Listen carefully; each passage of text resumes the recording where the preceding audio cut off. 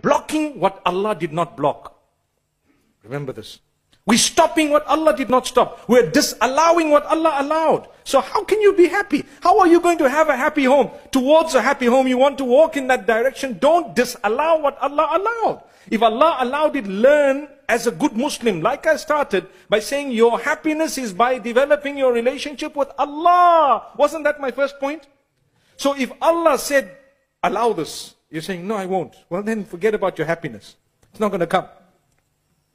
If Allah says, look at this point and this point, you know, I can tell you something about marriage. You look at deen and khuluq.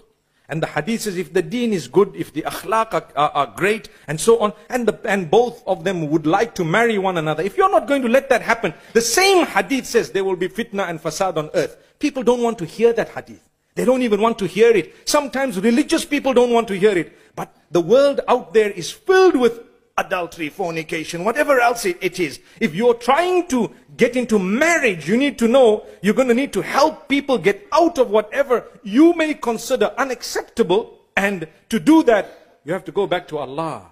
Otherwise, it's not going to happen.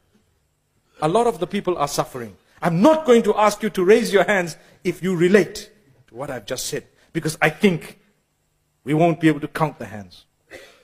My brothers and sisters, it's a reality. Make things easy. Make halal easy. Allah will give you happiness. If you make halal easy, you've made haram difficult. And if you made halal difficult, you've made haram easy. Don't let your pride and your ego drive you beyond what Allah has told you. Not at all. It shouldn't be there. And these words, people don't like to hear them. But if you want happiness in the family, and that's the topic today, you have to start off by understanding the children I have, the family I have, I'm just a member. Do you know something that makes me amazed?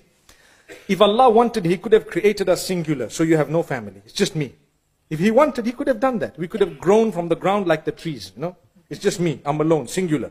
But Allah wanted us to feel better, to have a type of a life where we are empowered by those around us. They support us so we live and we can actually have interactions that are beneficial for us.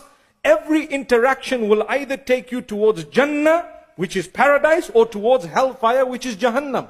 Every interaction is one of the two. Every time something happens, ask yourself, if the Prophet ﷺ was here, what would he have told me? And does Allah allow this or does He not allow it? How can I actually earn a reward?